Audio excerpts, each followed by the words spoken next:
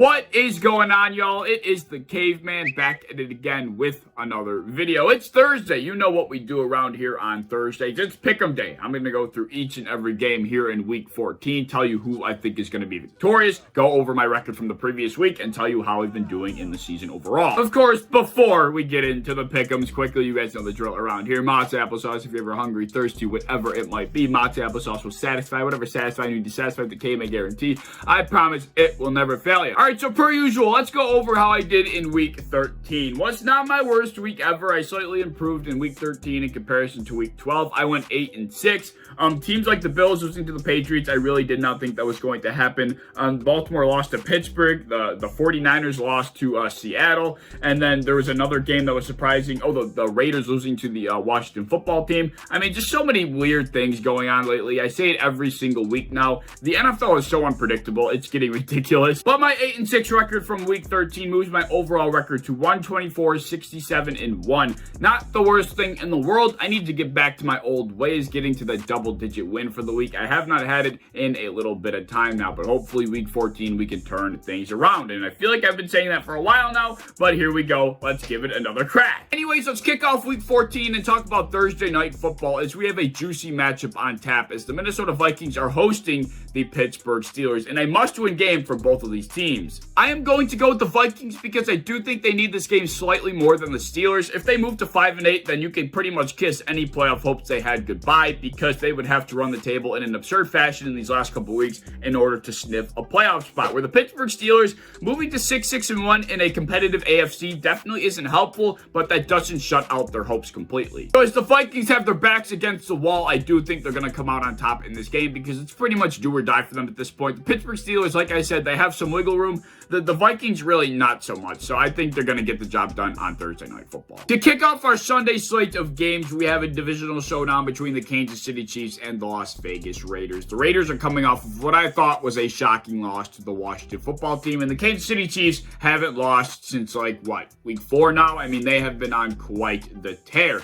I'm taking the Chiefs here without question. The Raiders, they've been just way too inconsistent for my liking this year. If this game was in Vegas, I might consider giving the Raiders a chance, but the Chiefs already walked into the Raiders' home field and beat the shit out of them, so I don't expect it to be any different in Arrowhead. I think it's such a tall task for any team to go and beat the Chiefs on their own home field, let alone the Raiders, who have been extremely inconsistent, like I mentioned, so I'm going with Patrick Mahomes and the Chiefs here. The next matchup is going to lack the entertainment value as the New York Jets are hosting the New Orleans Saints. I fully expect the Saints to come out with a victory in this one. Taysom Hill is poised to start. He is dealing with what I think is called mallet finger, which is something similar to what Russell Wilson was dealing with, except Taysom Hill does not need surgery. Either way, I don't think Taysom is going to be throwing very much. I think it's going to be a lot of him carrying the ball, and whatever running back is healthy, whether it's Kamara, Mark Ingram just got COVID, so I don't think he's playing. I think this is just going to be a lot of ground game for the Saints, and they're just going to run the Jets out of their own building. Moving on, we have another matchup that certainly does not fit the description of eye candy as the Jacksonville Jaguars travel to Tennessee to take on the Titans. I fully expect the Titans to handle the Jacksonville Jaguars the same way that the Rams handled them last week and just run the ball down their throat and pretty much just decimate them on the ground. Comparing to the last two matchups we just discussed, this next game is going to be great as the Cleveland Browns are hosting the Baltimore Ravens in a massive divisional showdown for the AFC North. This game is really big. Just a couple weeks ago, the Ravens got the best of the Browns on their own home field, and this time around, I do think it's the Browns that will get the best of the Ravens on their own home field. Last week, or a couple weeks ago when they faced off, they held Nick Chubb to like 16 yards or something like that. I don't foresee that happening again. I think the Cleveland's run game is just going to fully get going. It's going to be in full throttle, and the Ravens, who are very, very, very injury-riddled, are going to struggle to stop it this time around. The Ravens just lost Marlon Humphrey in Week 13. I mean, I just can't imagine they beat the Browns here. I don't know. I just think it's going to be way too physical for them to handle, and the Cleveland Browns are going to come out on top. Next up, we have an NFC South divisional showdown. A lot of divisional games this week as the Carolina Panthers are hosting their divisional neighbor, the Atlanta Falcons. I know a lot of people are going to want to go with the Carolina Panthers here, but I'm going to go against the grain and take the Falcons. I think we're going to see a Kyle Pitts coming out party, and for some reason, just based on how how bad the Panthers struggled in their last matchup against the Dolphins, I just think that the Atlanta Falcons are going to come out on top here. I know the Falcons are on the road and all, but for some reason, something's telling me they're going to take this game. And for some reason, something's been telling me for the last few weeks now that the Falcons are somehow going to squeak into a playoff spot. I'm not sure how they're going to do it. I know they're 5-7 right now, and they need to win this game in order for that to happen,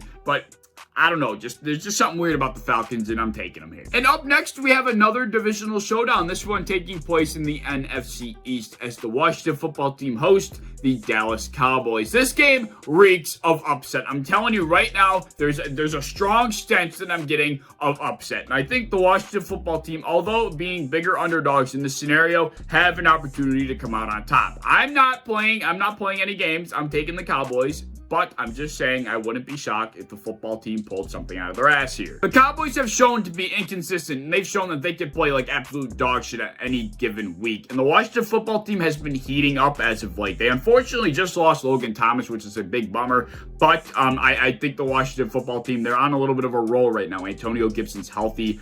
Terry McLaurin's obviously there. Taylor Heineke's been playing better football. And it looks like that defense is actually starting to turn a corner. So with all of that being said, I do think there's a big upset warning with this matchup, and especially considering it's a divisional game, I think this game can easily go in favor of the football team. I'm just going to play it safe and go with the Cowboys. Well, we have another game that does not appeal to many people as the Seattle Seahawks travel to Houston to take on the Texans. Tyrod Taylor started off the year with the Texans pretty hot, and then he got hurt, and when he was coming back, everybody expected the Texans to be relatively competitive like they somewhat were at the beginning of the year.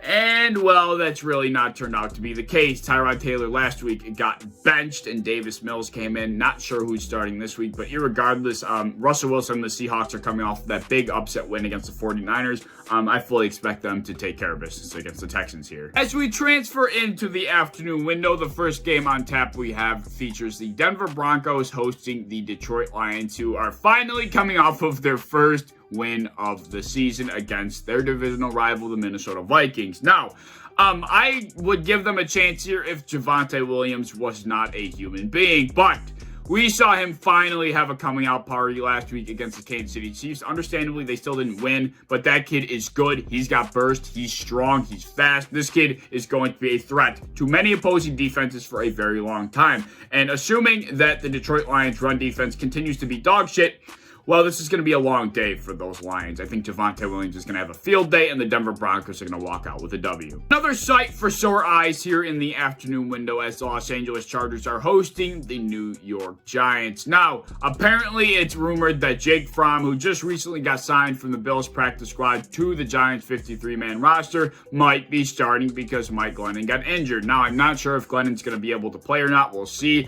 Either way, it doesn't matter who's under center for the Giants. The Los Angeles Chargers are going to take care of business here. They're coming off of a pretty big win against the Cincinnati Bengals.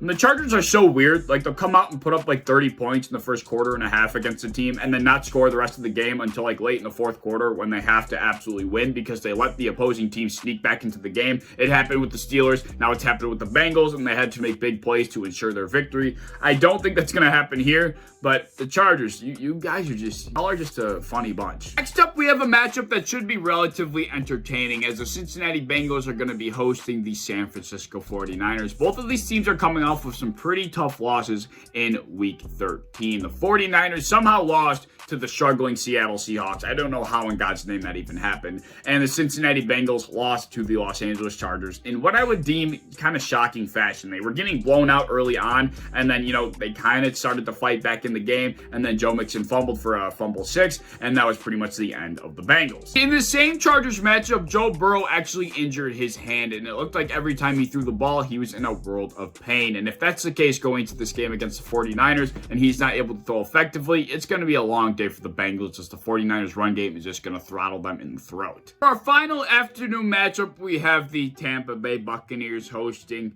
my Buffalo Bills. For the first time in this entire series, for the first time all year, I am going to be picking against the Bills. I'm taking the Bucs.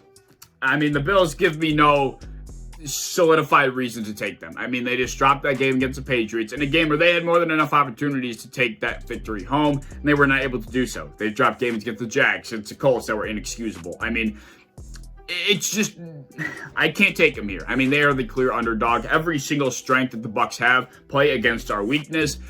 I mean, I would not be surprised if we somehow came up with a win here, but at the end of the day, I gotta go with the Bucs here. I just gotta. Sunday Night Football is going to be fun. This matchup is always a good one as the Chicago Bears travel to Green Bay to take on the Packers. This matchup is always the best. We remember the last time these two teams faced off earlier on in the season, and Aaron Rodgers was, doing a touchdown dance and yelling at all the Chicago Bears fans, "I own you, I own you."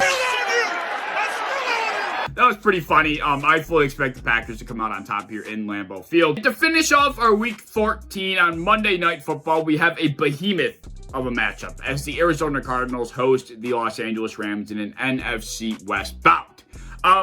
This game is going to be huge. It's going to be entertaining. I think the Rams come out on top on the road. Even though they haven't played like the team that we all expect them to be, they're going to have a victory eventually that kind of shows everybody that they can be that super team that they're supposed to be built like. And I think this is going to be the game to do so. This is a perfect opportunity to go and take down what is looking like to be the best team in the NFL or the second best team in the Arizona Cardinals. And they have a chance here to show the world that they're not building this super team for no reason. And I think they're going to take advantage and get a damning victory here. But yeah, those are my picks for Week 14. I have not been too hot in the second half of the season. I can't lie. Maybe we'll turn things around this week. The last couple weeks I've been saying I'm going to go undefeated one of these weeks. And neither of those weeks I've gone undefeated, obviously. Maybe this will be the week. I don't think it's going to be, but who freaking knows? The NFL is way too unpredictable at this point. But if you enjoyed, as always, please like, subscribe, do all the fun stuff. If you want to hit the bell to be notified when I upload, I'd appreciate that. And go to Twitter, follow me over there. I'd appreciate that as well. I'm a part of the Built in Buffalo content creation team. If you enjoy Buffalo Bills content, be sure to follow and subscribe to us